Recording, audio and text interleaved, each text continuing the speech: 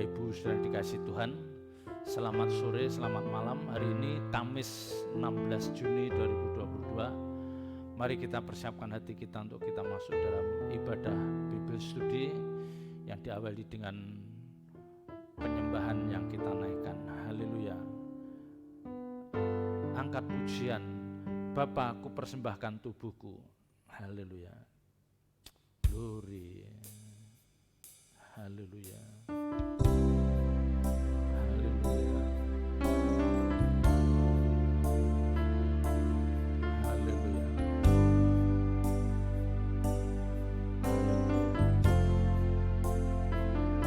Haleluya. Glory. Haleluya.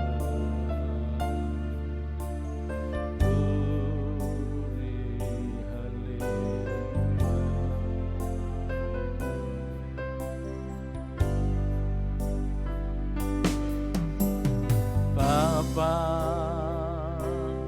ku persembahkan tubuhku sebagai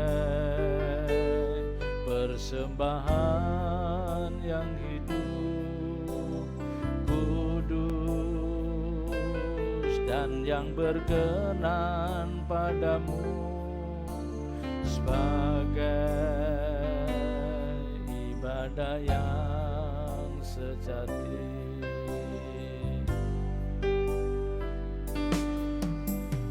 Bapa, ku persembahkan tubuhku sebagai persembahan yang hidup, kudus dan yang berkenan padamu, sebagai ibadah yang sejati. Ku sembah Kau Tuhan, ku sembah Kau Tuhan, ku serahkan hidupku kepadamu untuk kemuliaan nama-Mu. Ku sembah Kau Tuhan, ku sembah Kau Tuhan, ku serahkan hidupku kepadamu untuk kemuliaan nama-Mu. Ku sembah Kau Tuhan, ku sembah Kau Tuhan, ku serahkan hidupku kepadamu untuk kemuliaan nama-Mu. Haleluya. Katakan, Bapa, ku persembahkan.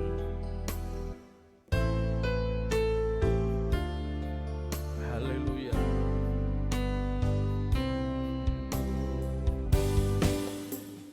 Bapa, ku persembahkan tubuhku sebagai persembahan yang hidup, kudus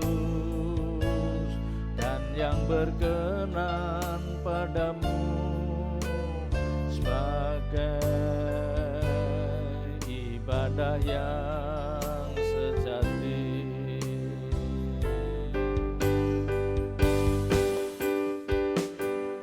Ku sembah Kau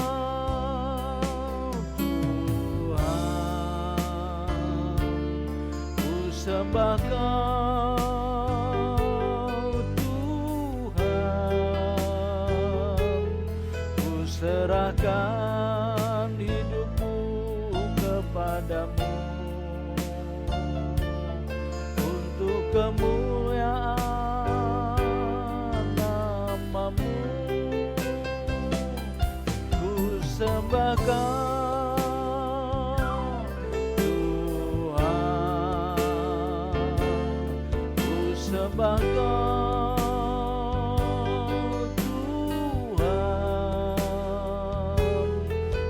serahkan hidupku kepadamu untuk kemuliaan namamu. Ku sembahkan Tuhan,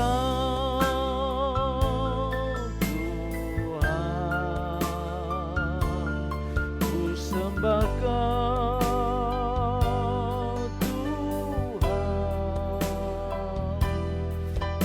serahkan hidupku kepadamu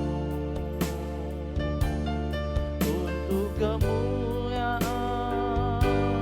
namamu, untuk kemuliaan namamu, untuk kemuliaan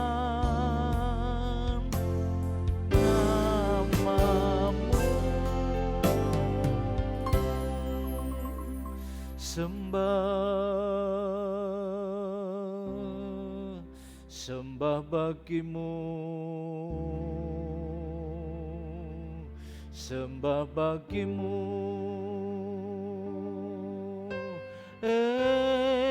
Elohim Yahweh, Allah sesembahan kami, Allah junjungan kami.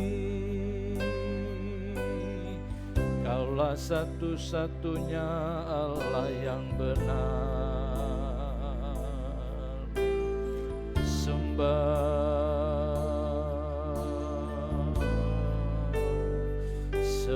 bagimu,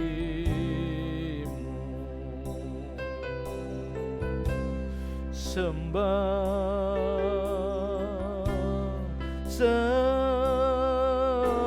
bagimu, sembah bagimu. Kami memujimu, kami memuliakan namamu, kami meninggikanmu.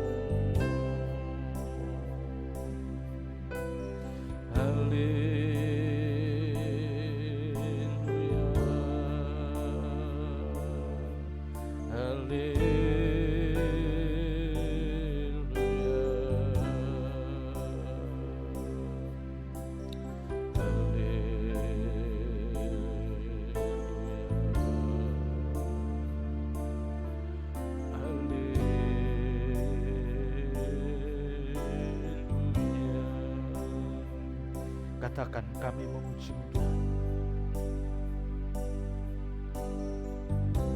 Haleluya.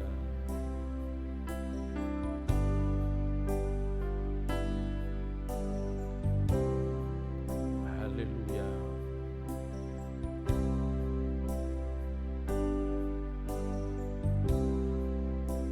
Kami memuji-Mu Tuhan.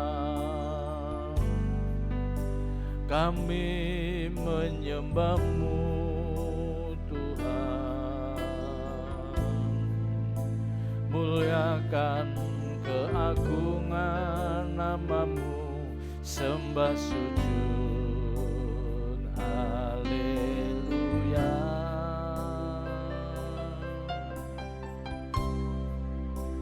Besar kuasa-Mu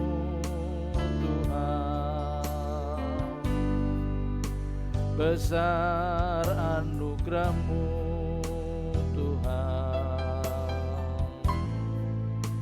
tak terukur betapa limpahnya segala berkat kebaikan-Mu. kami memuji-Mu, kami memuji-Mu Tuhan, kami menyembah-Mu Tuhan, muliakan keagungan nama-Mu, sembah sujud, haleluya.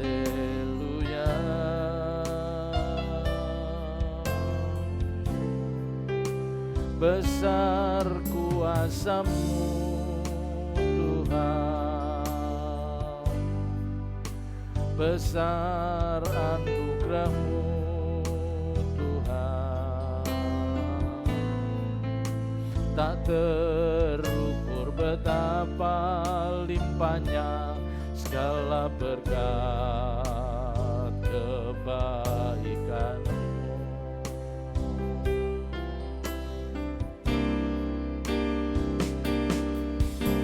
Bersama para malaikat kami memuji-Mu, di hadapan-Mu Bapa kami datang menyembah. Kudus, kudus, kuduslah Tuhan, selamanya Kau ditinggikan. Bersama para malaikat kami memuji-Mu, di hadapan-Mu Bapa kami datang menyembah. Kudus, kudus, kuduslah Tuhan, selamanya Kau ditinggikan. Haleluya, haleluya. Kami memuji-Mu Tuhan, kami menyembah-Mu, haleluya. Engkau yang layak dipuji, Engkau yang layak disembah, haleluya, haleluya.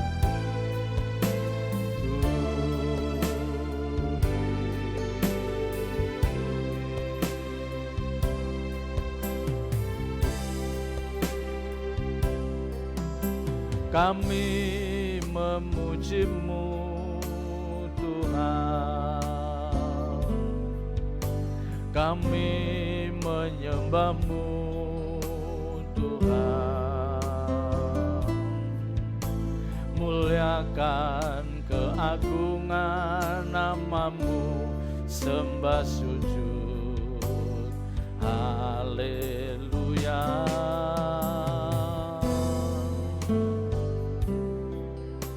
Besar kuasa-Mu Tuhan, besar anugerah-Mu Tuhan,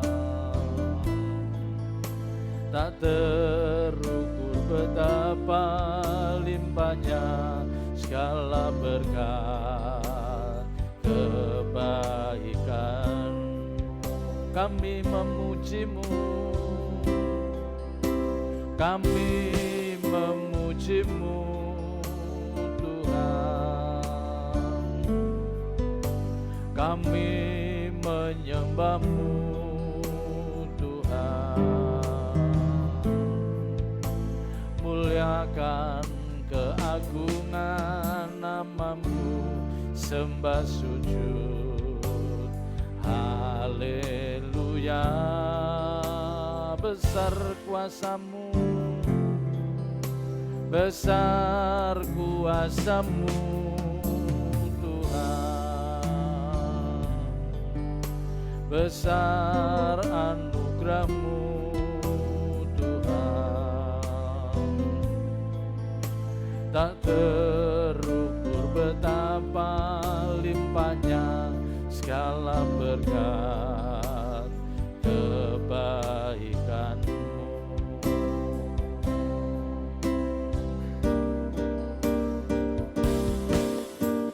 bersama para malaikat kami memuji-Mu, di hadapan-Mu Bapa kami datang menyembah. Kudus, kudus, kuduslah Tuhan, selamanya Kau ditinggikan.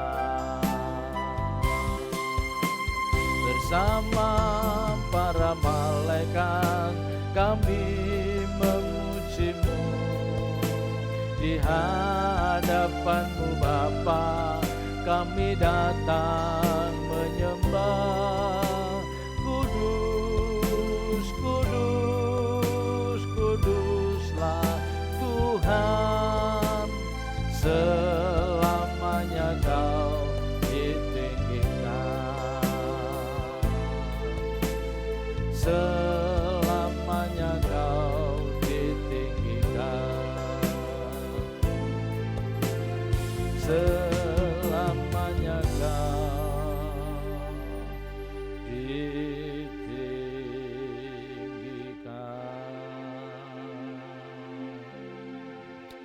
Haleluya.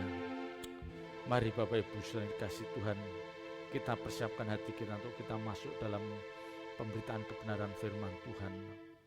Kita angkat pujian, Tuhan Engkau pembela. Haleluya. Saya undang Bapak Ibu saudara bangkit berdiri.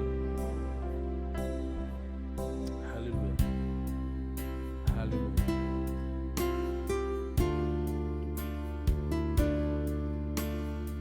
Haleluya.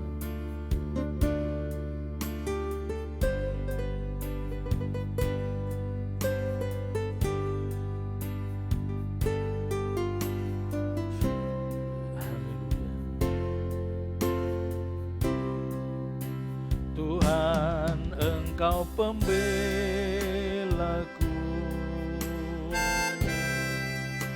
di sepanjang jalan hidupku,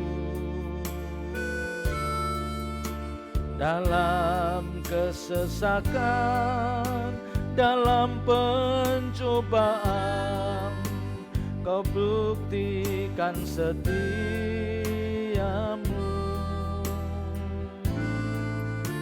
Kala jiwaku terluka, aku lemah tak berdaya, Kau pegang tanganku, Kau beri kekuatan, hiburkan hatiku.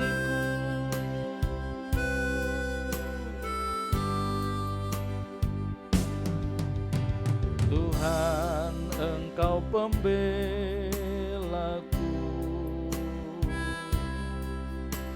di sepanjang jalan hidupku,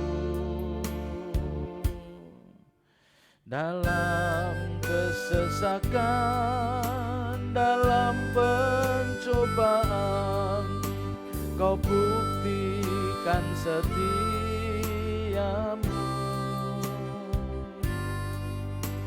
Kala jiwaku terluka, aku lemah tak berdaya, Kau pegang tanganku, Kau beri kekuatan, hiburkan hatiku. Melalui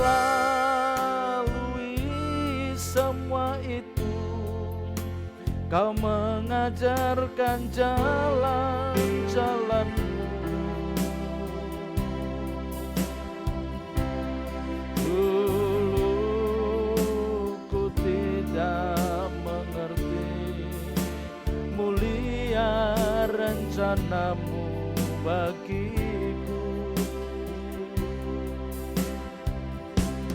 Semua yang telah terjadi mengubahku indah di matamu. Sungguh besar anugerahmu, ku ingat kebaikanmu selalu. Melalui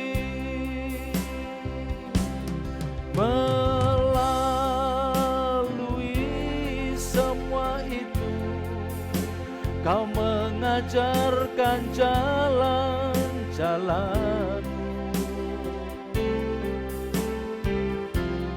Dulu ku tidak mengerti mulia rencanamu bagiku.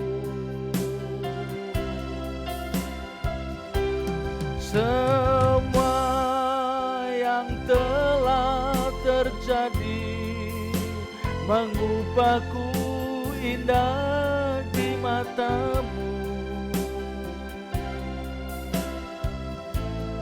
Sungguh besar anugerahmu, ku ingat kebaikanmu selalu.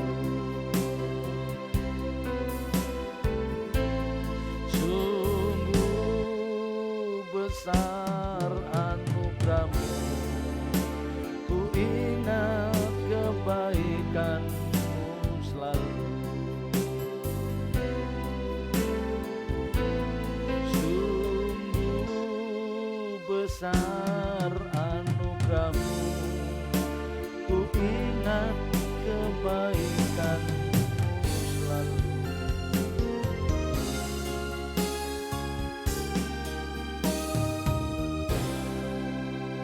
Bapa di surga, kami telah menaikkan pujian penyembahan, dan biarlah ini menjadi dupa yang harum di pemandangan-Mu.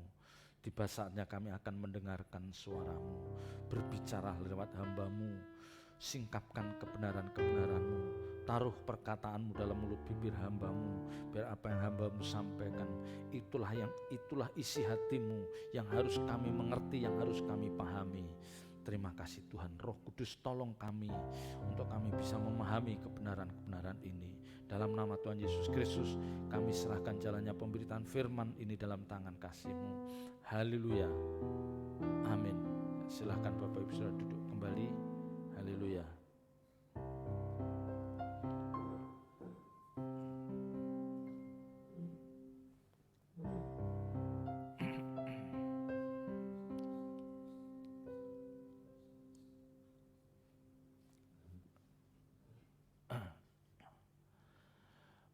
Bapak Ibu saudara yang dikasihi Tuhan, ya saya akan menyampaikan sesuatu yang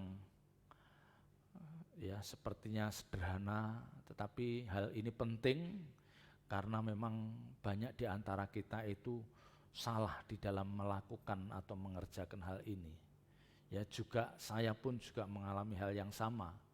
Ya, jadi saya merenungkan kebenaran ini bagaimana supaya kedepannya kita tidak boleh salah. Ya. Jadi gini Bapak Ibu Saudara, kita sebagai orang percaya yang mengerti kebenaran firman Tuhan, ya, yang kita terus diperkaya dengan kebenaran-kebenaran firman Tuhan, kita harus bisa memperlakukan sesama kita dengan benar. Ya. Sekali lagi saya ulangi, Bapak Ibu Saudara dan saya harus bisa memperlakukan sesama kita dengan benar seperti yang dikehendaki Tuhan. Ya, dan ini tidak mudah. Ini tidak mudah. Ya, karena seringkali di dalam kita memperlakukan seseorang itu seringkali ada unsur subjektivitas yang ada di dalam diri kita. Yang itu dipengaruhi oleh cara pandang kita. Dan itu salah. Ya. Jadi seringkali kita memperlakukan seseorang itu penuh, ya, ada unsur subjektivitas yang ada di dalam diri kita, yang ini dipengaruhi oleh cara pandang kita, tetapi itu cara pandang yang salah. Ya, seringkali ketika kita memperlakukan seseorang, apakah itu teman-teman kita yang selevel, seumur, apakah itu orang tua kita, ibu mertua kita, atau keluarga besar kita, dan orang-orang yang lebih tua, bahkan itu atasan kita atau pejabat negara atau pejabat di mana kita bekerja, kita itu seringkali salah. Ya. Kebanyakan kita ketika kita memperlakukan seseorang itu dipengaruhi oleh hal-hal yang nampak lahiriah saja, yang nampak dari luar. Ya. Ini harus kita akui bahwa kita seringkali salah di dalam memperlakukan seseorang. Apalagi kalau orang itu jelas-jelas dia itu status sosialnya di bawah kita, di bawah orang tua kita. Padahal dia adalah orang yang lebih tua dari kita. Maka kita akan ada kesan seenaknya memperlakukan mereka itu, ya. Cara ngomong kita, ya, sikap hati kita itu tidak menunjukkan bahwa kita memperlakukan orang ini dengan benar. Ya. Jadi seringkali kita itu memperlakukan antara satu orang dengan orang lainnya itu dengan cara yang berbeda. Ya, memang kita harus lihat orangnya, kita seringkali harus memang tidak kemungkinan kita dituntut untuk memperlakukan dengan cara yang berbeda. Misalnya dia seorang pimpinan di mana kita bekerja, ya pimpinan tertinggi, itu tentu akan berbeda. Ya, yang memperlakukan seorang hamba Tuhan yang memang sudah senior, sudah sepuh, tentu akan berbeda.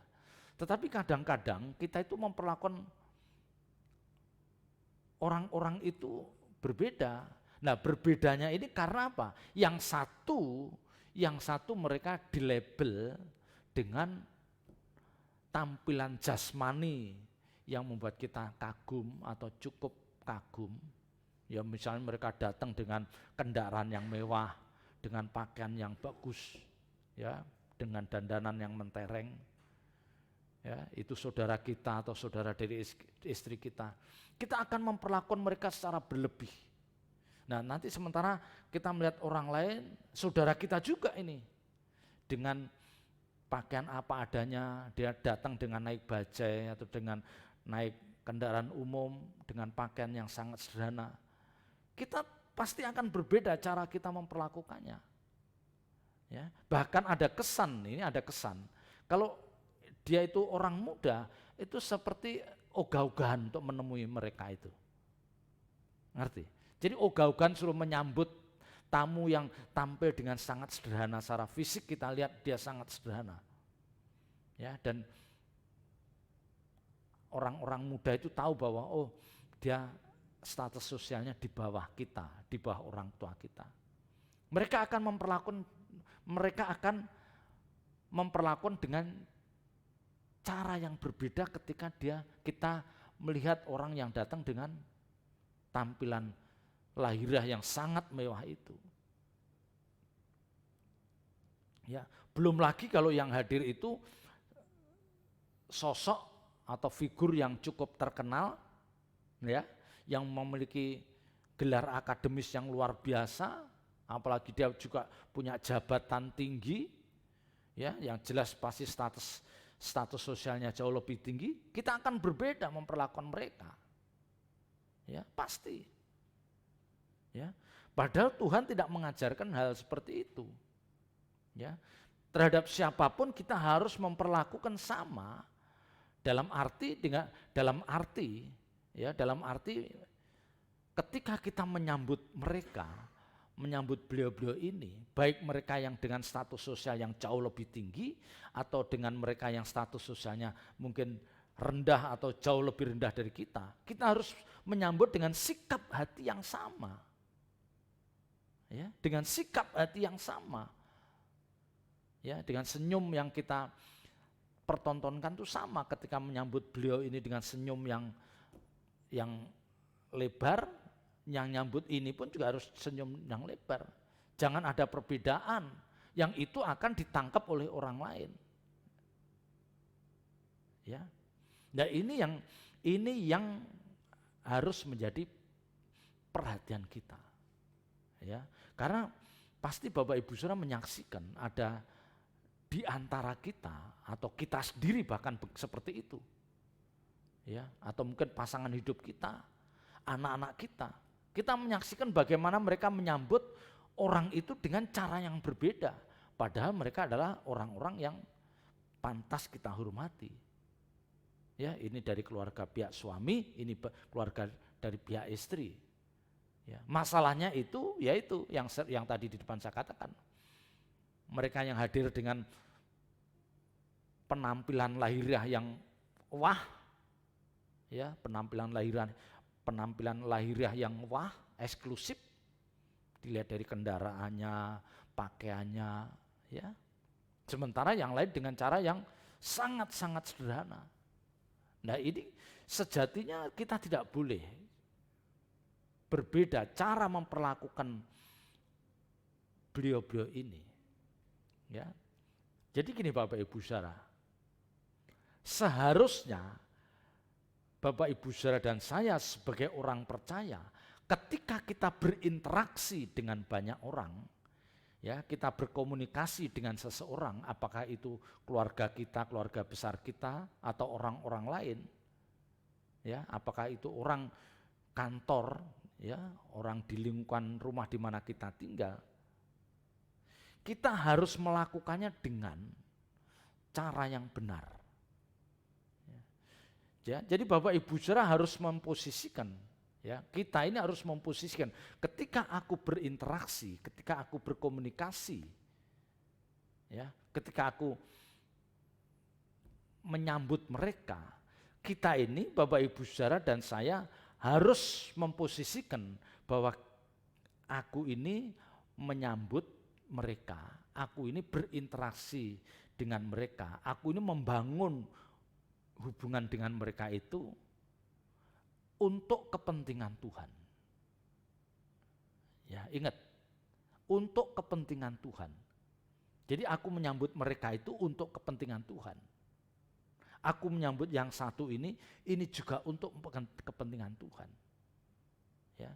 Jadi kalau landasan berpikir kita dilandasi dengan cara berpikir seperti itu, ya, oh aku dipertemukan dengan bapak ini, dipertemukan dengan ibu ini. Nah, kita menjalin komunikasi, nah ini untuk kepentingan Tuhan. Jangan kita membangun komunikasi, membangun persahabatan itu untuk kepentingan kita.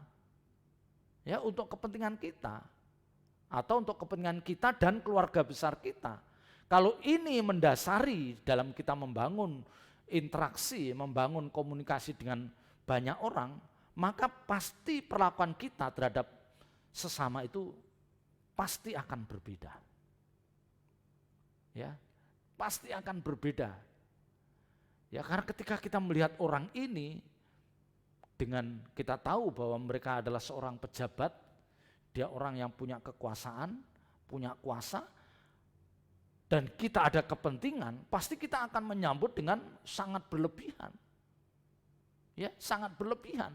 Karena kita ada kepentingan dengan orang yang kita sambut ini. Ya, kita ada kepentingan dengan sosok ini ketika kita membangun komunikasi, maka kita menyambutnya dengan sangat berlebihan. Sementara ketika kita menyambut orang lain yang ini status sosialnya lebih rendah dan dia tidak punya power, tidak punya kuasa, tidak punya pengaruh apa-apa, dan kita melihat bahwa orang ini tidak mungkin bisa menolong kita, maka kita menyambutnya dengan asal-asalan. Ya, ya ini maka di depan saya katakan, ketika kita menyambut seseorang dengan landasan bahwa ini untuk kepentingan Tuhan, kita pasti akan memperlakukan mereka dengan benar. Ya. Tapi sekali lagi kalau itu untuk kepentingan kita, maka pasti kita akan memperlakukan mereka tidak adil.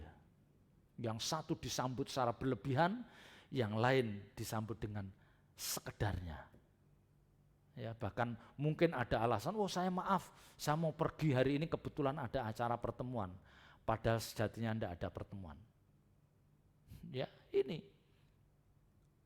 Coba Bapak Ibu renungkan, pasti kita ketemu orang-orang seperti itu. Sementara kalau yang hadir orang yang waduh benar-benar yang statusnya di atas kita, Sekalipun kita ada pertemuan, kita diam-diam membatalkan pertemuan itu. Ya, kita dengan diam-diam kita bisa WA, bisa WA kita hubungin, sorry ya saya ada tamu. Dengan mudah kita bisa membatalkan. Ya, nah ini yang mestinya tidak boleh. Ya. Maka Bapak Ibu Saudara, kalau kita menyadari bahwa setiap tindakan kita, setiap perlakuan kita terhadap sesama itu untuk kepentingan Tuhan, pasti kita tidak akan membedakan. Ya, paling tidak sikap hati kita tetap sama. Mau dia punya jabatan tinggi dengan kekayaan yang jauh di atas kita, ataukah mereka datang dengan keadaan yang sangat sederhana dan status sosialnya di bawah kita menyambut mereka dengan sikap hati yang sama. Kita welcome, kita bisa memeluk dua-dua orang ini. Ya, jadi ingat, apapun yang kita lakukan harus itu untuk kepentingan Tuhan. Ya. Maka kalau ini ada di dalam benak, di dalam pikiran kita tidak akan gegabah. Percayalah, Bapak Ibu Saudara tidak akan gegabah dalam bertindak, di dalam melangkah, dalam berkata-kata, dalam mengambil keputusan, pasti kita tidak gegabah. Karena kita sadar bahwa aku membangun hubungan, membangun relasi dengan orang ini, ya, itu untuk kepentingan Tuhan. Bukan untuk kepentingan saya, bukan untuk kepentingan keluarga saya. Ya.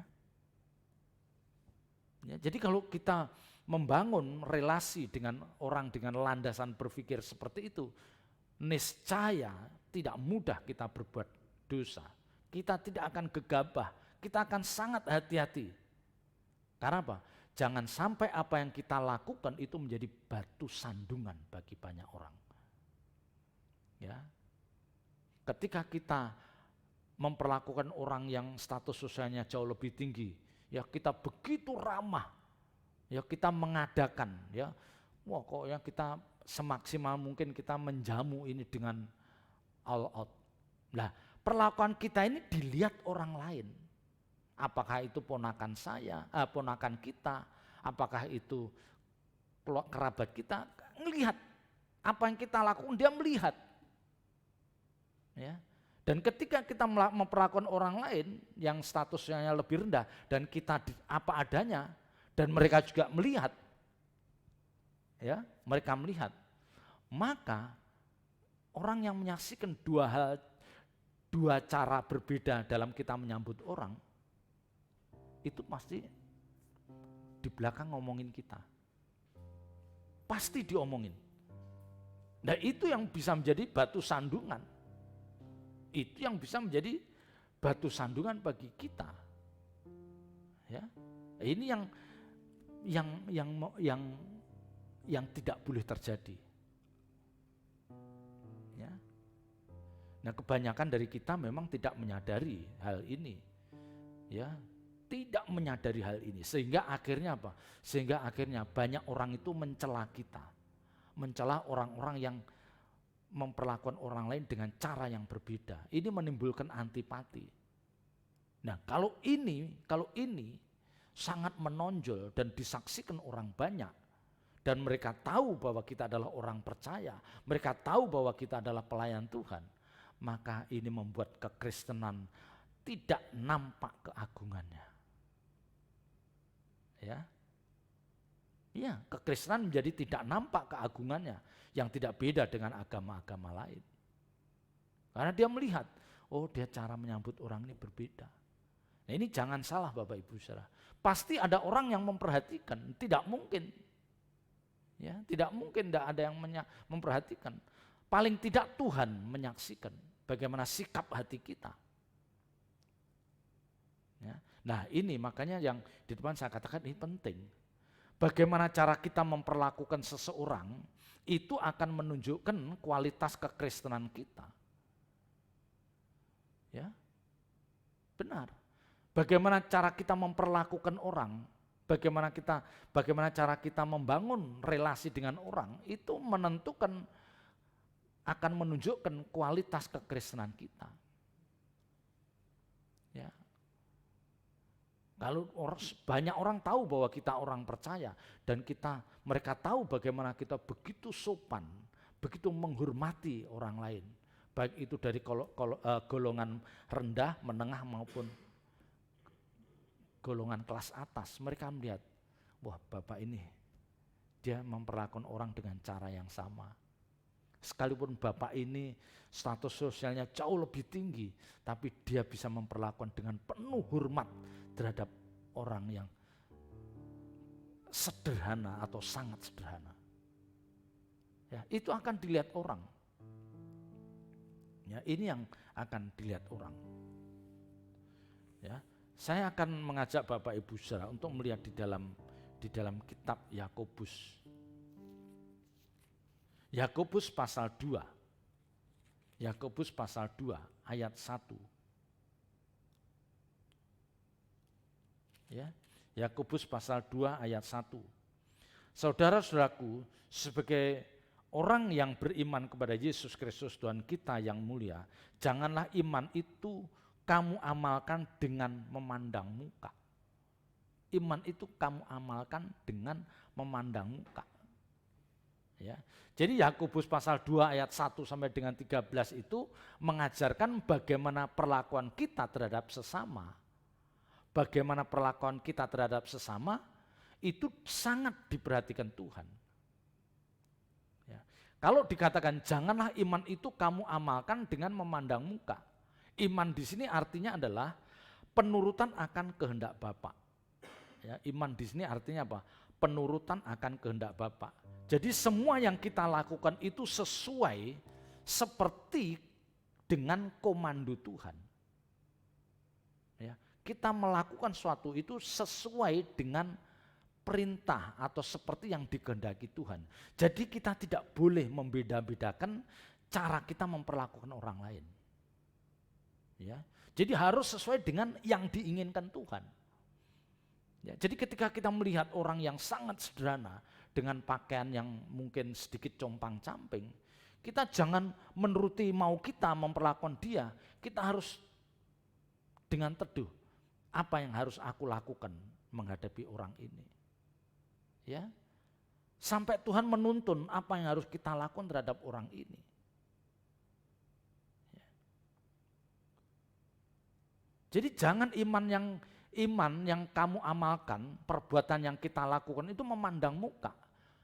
Ya, semuanya harus menurut perintah, sesuai dengan yang diinginkan Tuhan. Ya, mungkin suatu ketika kita kedatangan orang saudara kita yang jauh lebih kaya dari kita, ya, Tuhan nyuruh, misalnya Tuhan berbicara dalam diri saudara, di dalam diri kita lewat Roh Kudus, misalnya, ya, kamu harus ingatkan dia, kamu harus ngomong yang tegas. Karena mungkin orang itu melakukan kesalahan yang fatal. Loh, kita jangan sungkan-sungkan, kita jangan segan untuk menyampaikan sesuatu yang memang itu akan menegur dia. Nah, ini yang jarang. Rata-rata kita itu kalau terhadap orang, ya, terhadap saudara yang jauh lebih kaya, ya, punya gelar akademis yang lebih tinggi, punya jabatan, itu segan untuk menegur, itu segan. Ya, memberikan nasihat itu segan, takut gitu loh. Ya. Mereka merasa seperti inferior, merasa kayak rendah di hadapan gitu. Padahal Tuhan tidak menghendaki seperti itu. Ya. Tuhan tidak menghendaki seperti itu. Dikatakan janganlah iman itu kamu amalkan dengan memandang muka, jangan. Jadi sekalipun mereka jauh lebih tinggi status sosialnya dari kita, kalau dia salah dan Tuhan gerakkan kita untuk menegur, tegur saja mereka dengan bahasa kasih yang tidak melukai. Ingatkan itu. Ya, siapa tahu memang kita dipakai untuk menegur saudara kita ini. Ya. Nah, ini yang Tuhan inginkan. Jadi jangan kita itu menyambut orang itu menurut selera kita. Ya, ini yang salah. Sehingga akhirnya apa? Kita menyaksikan orang-orang atau saudara kita yang kaya, yang jenjang akademisnya tinggi, itu melakukan kesalahan demi kesalahan dan tidak pernah berubah karena tidak pernah ada yang berani menegur. Ya. Tidak ada yang berani, tidak ada orang yang berani mengingatkan, menegur, menasihati, tidak ada yang berani. Ya. Ini yang salah. Sementara kalau yang datang itu orang yang sederhana, wah mereka melakukan kesalahan sedikit saja, wah kita menegurnya dengan keras. Wah dengan berapi-api. Itu kan tidak adil. Ya. Ya.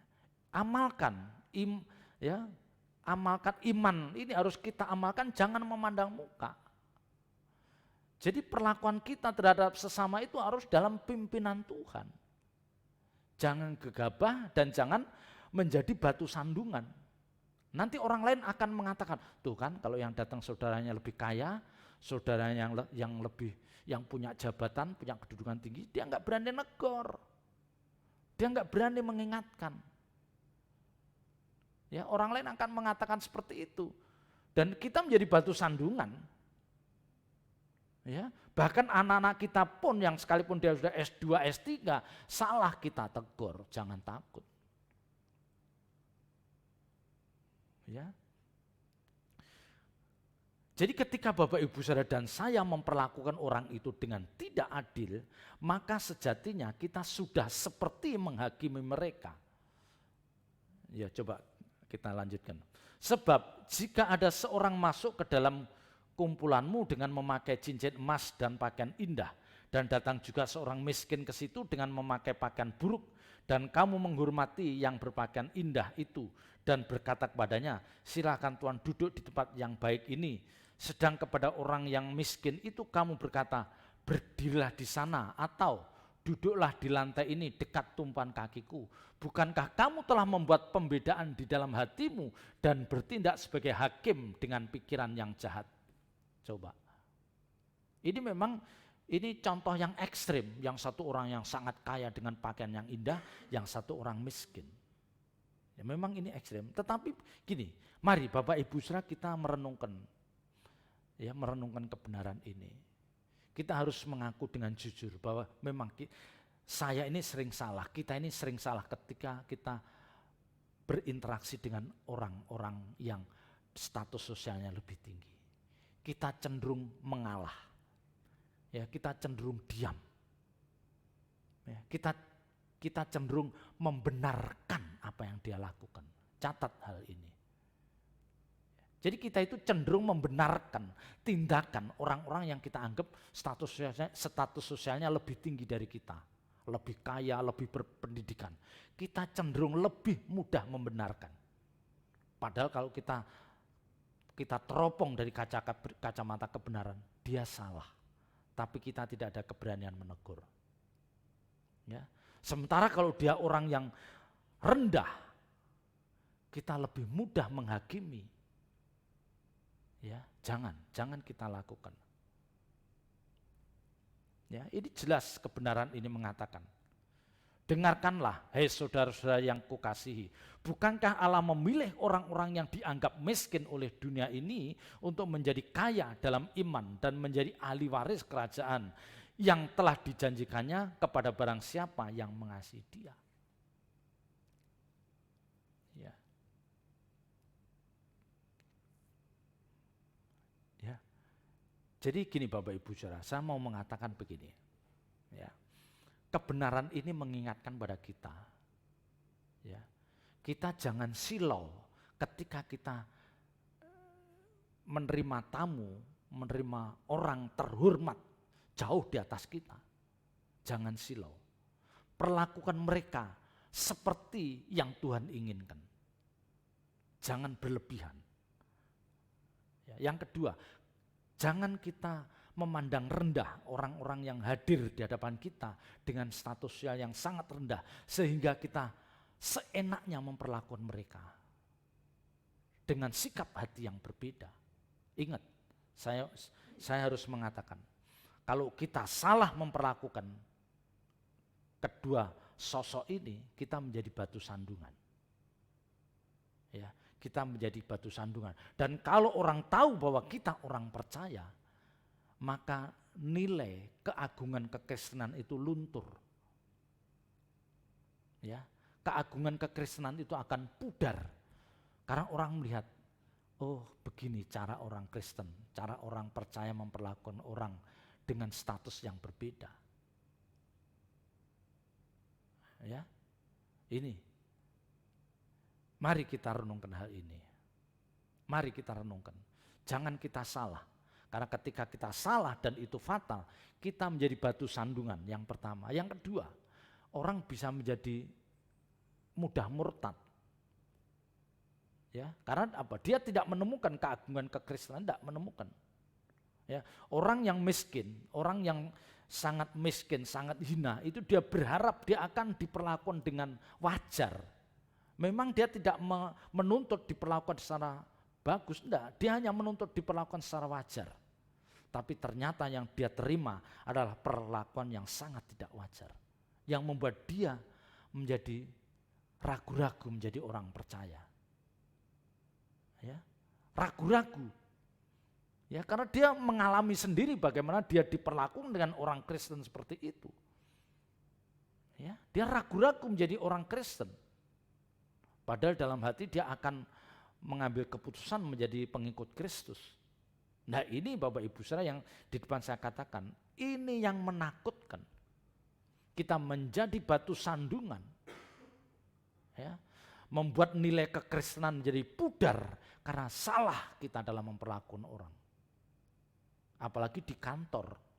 Kalau Bapak Ibu Saudara sebagai atasan di mana memiliki banyak bawahan, wah itu benar-benar diuji. Diuji. Maka di depan saya katakan, jangan salah memperlakukan orang. Baik terhadap atasan, terhadap sesama maupun terhadap orang-orang yang di bawah kita. Ya. Nah, kalau ayat ini mengatakan, ya, bukankah Allah memilih orang-orang yang dianggap miskin oleh dunia ini untuk menjadi kaya dalam iman dan menjadi ahli waris kerajaan? Ini saya mau mengatakan gini Bapak Ibu Saudara. Ya, ayat ini tidak menyampaikan pesan bahwa orang-orang yang menuruti kehendak Bapa, orang-orang yang mentaati kehendak Tuhan, ya, orang-orang ini cenderung menjadi orang-orang yang tidak akan kaya. Ingat, orang-orang yang punya keinginan yang kuat untuk dia menuruti kehendak Tuhan. Jadi Tuhan suruh ini dia lakukan, Tuhan menyuruh ini dia kerjakan. Tentu lewat pimpinan Roh Kudus. Ya, Tuhan gerakan, tolong kamu bantu si A. Tidak lama lagi tolong kamu bantu ibu itu. Tidak lama lagi tolong kamu sumbang gereja itu. Ya. Jadi Tuhan terus berbicara seperti itu dan dia menjadi orang-orang yang takut akan Tuhan sehingga apapun yang Tuhan perintahkan dia akan lakukan. Dia akan lakukan. Nah, hal inilah yang buat orang-orang seperti ini sulit menjadi orang yang sangat kaya. Ya mungkin dia kaya tetapi sulit menjadi orang yang sangat kaya. Dia pasti dipaksa dibawa Tuhan menyaksikan, melihat kondisi di mana dia tidak bisa untuk tidak membantu. Ya, jadi uang yang ada di dalam dia itu Roh Kudus gerakkan untuk membantu lagi. Yang akhirnya dia tidak bisa menjadi orang yang kaya. Bahkan, ingat, kalau dia orang yang sederhana, dia akan cenderung menjadi orang yang pas-pasan. Ngerti? Dia menjadi orang yang pas-pasan.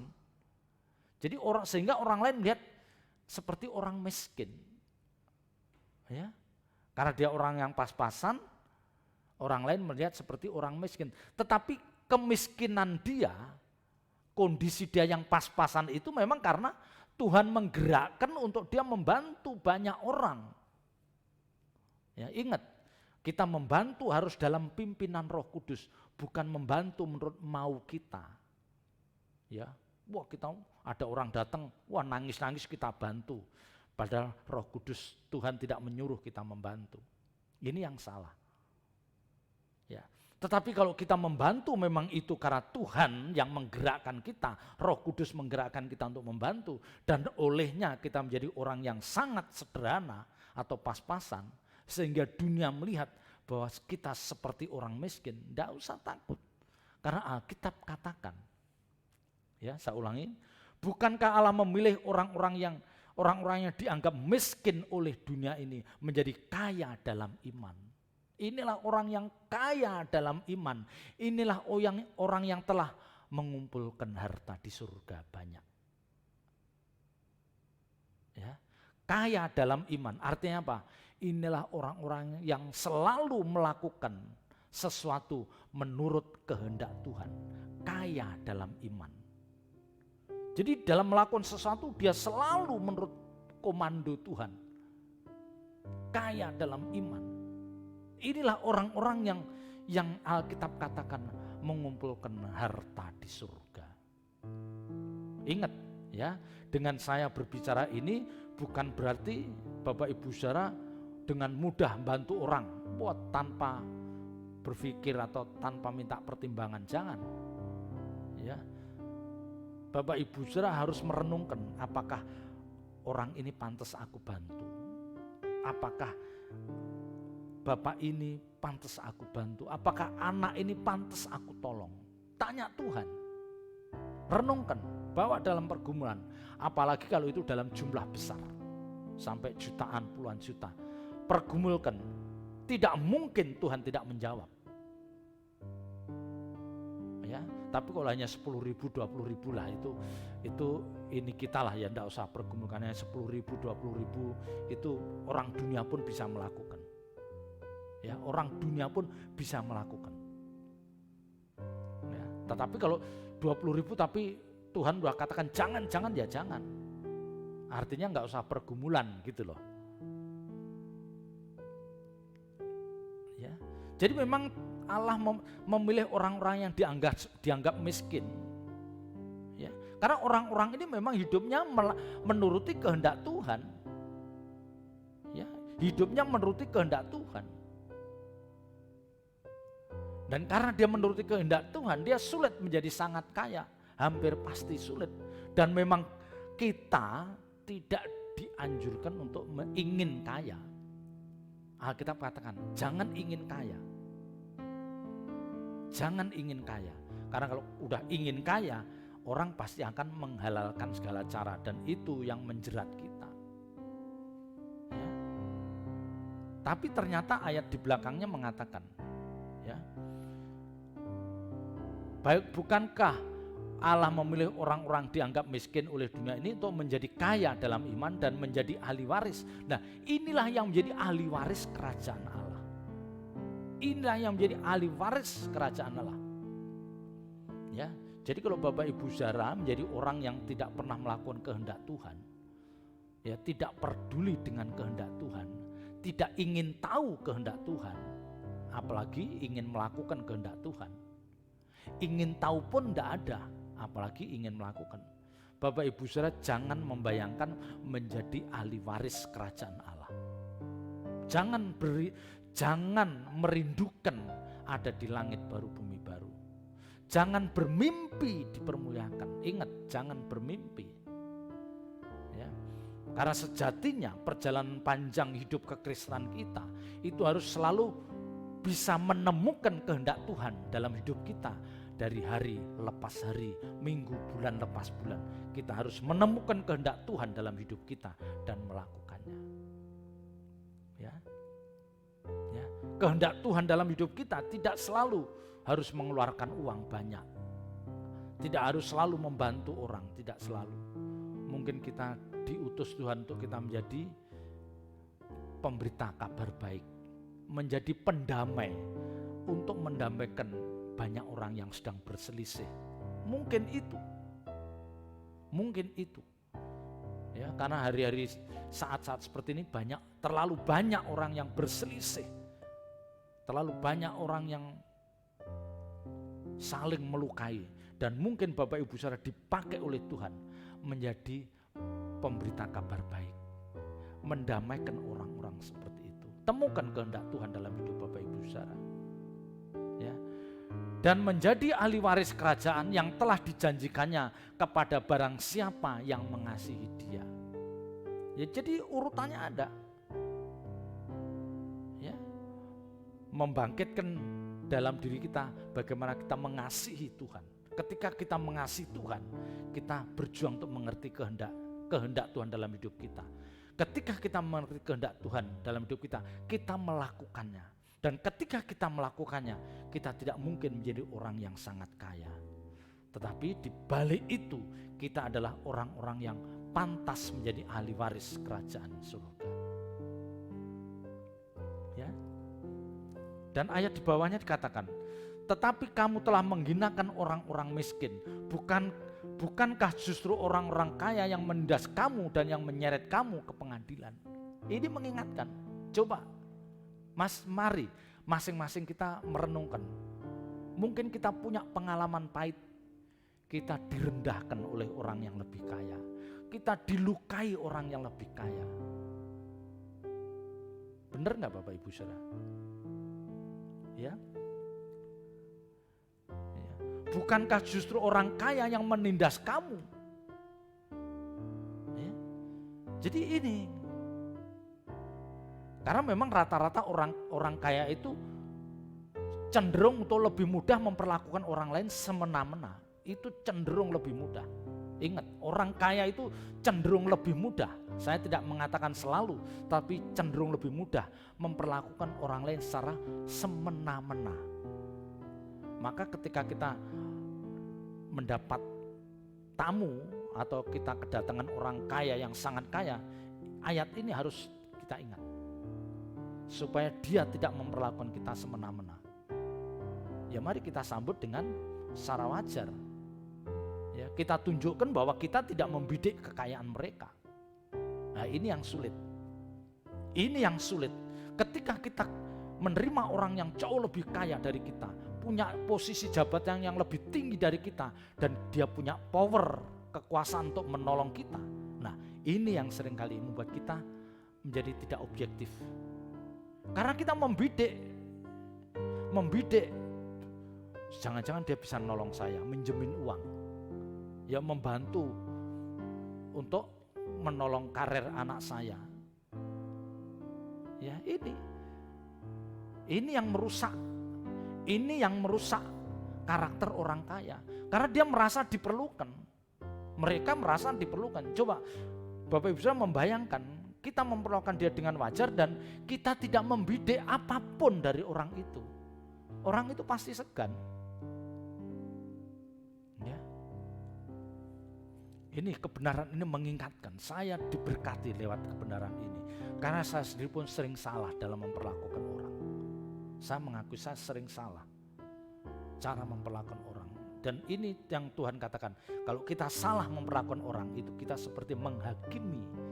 Oh, kamu tidak pantas untuk dihormati. Ya.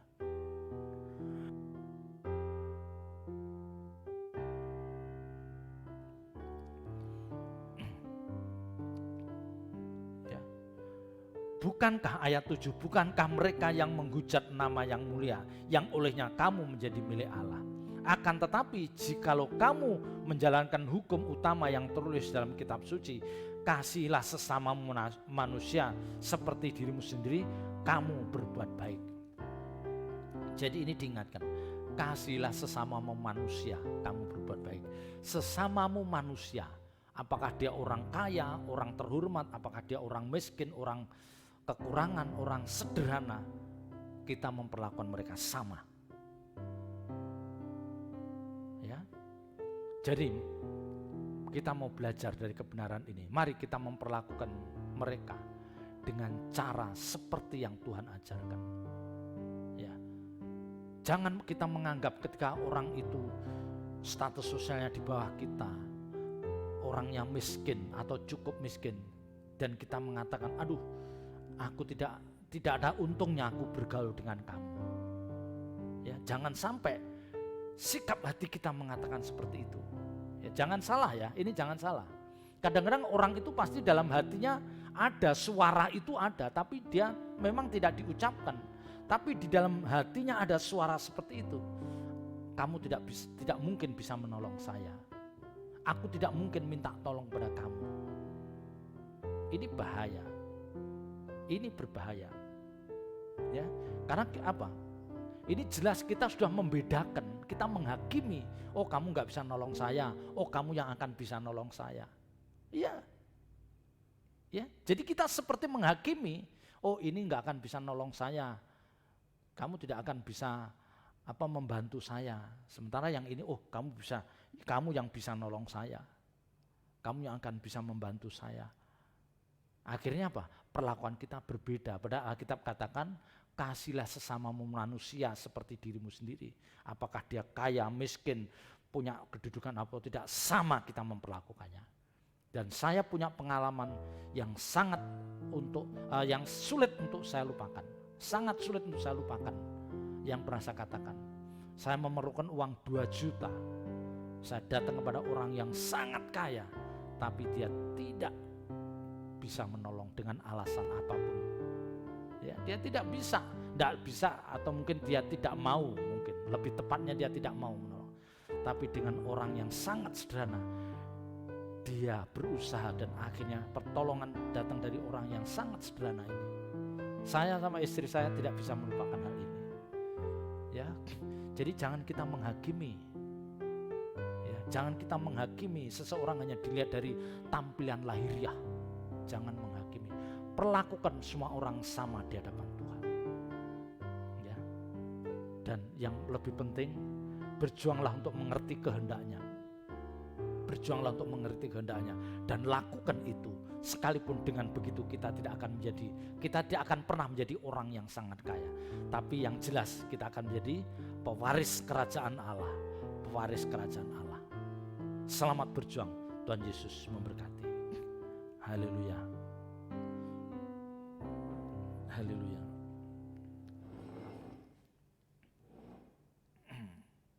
Haleluya.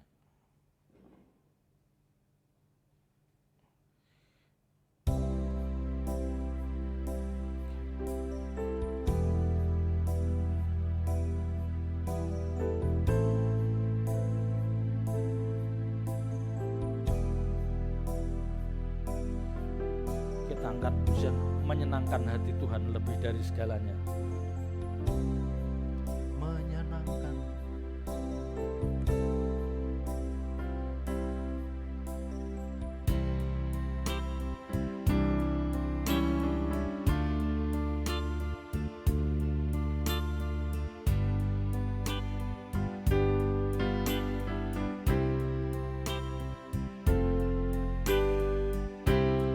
Menyenangkan hati Tuhan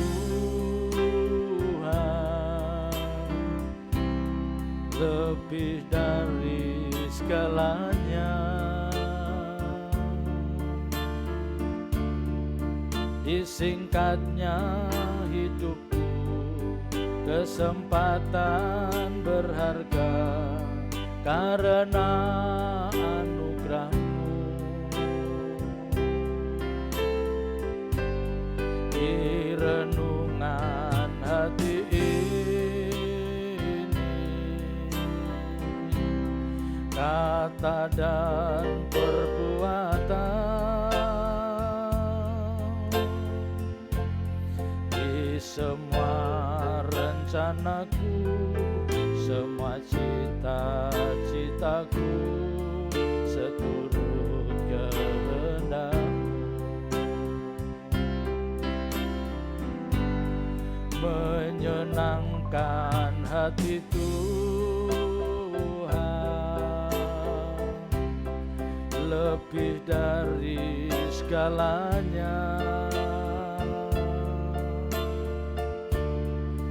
Disingkatnya hidupku, kesempatan berharga karena anugerah-Mu.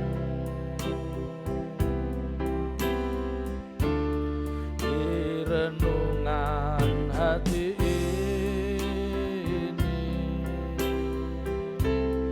kata dan perbuatan, di semua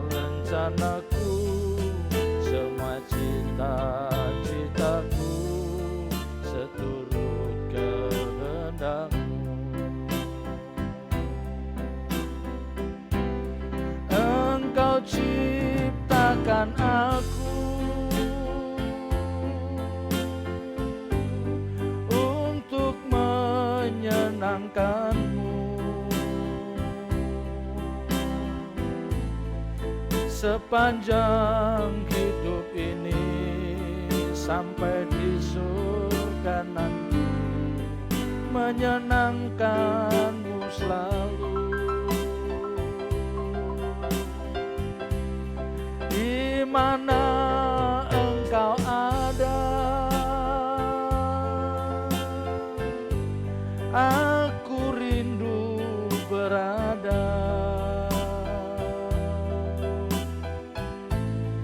Engkau kesukaanku, batu karang perhentian tak akan tergantikan. Engkau ciptakan aku, Engkau ciptakan aku untuk menyenangkan-Mu. Sepanjang hidup ini sampai di surga nanti, menyenangkan-Mu selalu. Di mana Engkau ada, aku rindu berada. Engkau kesukaanku, batu karang perhentian tak akan tergantikan. Engkau kesukaanku, batu karang perhentian tak akan tergantikan.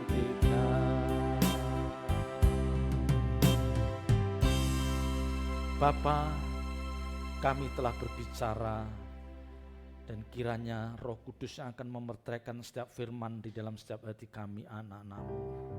Ajar kami Tuhan, untuk kami hidup takut akan Engkau. Biarlah kami semua Tuhan berjuang berusaha untuk mengerti kehendak-Mu dalam setiap hidup kami, dan kami melakukannya. Dan olehnya kami akan benar di dalam kami memperlakukan orang-orang sekitar kami. Bagaimana kami memperlakukan orang lain itu harus benar, karena ini akan bisa menjadi berkat bagi banyak orang. Terima kasih Tuhan, terima kasih. Roh Kudus, pimpin setiap kami untuk melakukan kehendak-Mu di dalam hidup kami. Kami serahkan sidang jemaat GSKI Aletheia di Manggis dalam tangan kasih-Mu. Juga saudara kami yang setia mengikuti ibadah streaming ini, kiranya Engkau memberkati hidup mereka, Engkau memberkati pekerjaan mereka, usaha mereka, memberkati anak cucu menantu mereka, apapun yang mereka kerjakan menjadi berhasil, dan biarlah ini untuk kemuliaan nama-Mu. Kami menyerahkan bangsa dan negara kami dalam tangan kasih-Mu. Pakai Bapak Presiden, Bapak Wakil Presiden, dan seluruh pejabat tinggi negara untuk bersatu padu, bahu-membahu mengatasi kesulitan bangsa ini. Dan kiranya Tuhan, bangsa ini boleh menjadi lebih baik lagi hari lepas hari. Terpuji nama-Mu kekal selama-lamanya. Bapak Ibu saudara dikasih Tuhan, angkat kedua belah tangan saudara, terimalah berkat yang dari Allah Bapa. Dengan demikian Bapak Ibu saudara yang dikasih Tuhan, terimalah berkat-berkat surgawi, berkat-berkat jasmani yang dari Allah Bapa, cinta kasih-Nya yang kekal dari Tuhan Yesus Kristus, dan dalam persekutuan kuasa Roh Kudus-Nya mulai malam hari ini sampai Maranatha. Tuhan menyertai perjalanan hidup Bapak Ibu saudara. Dalam nama Tuhan Yesus Kristus kami berdoa dan mengucap syukur. Haleluya. Dan semua yang percaya katakan amin. Tuhan Yesus memberkati.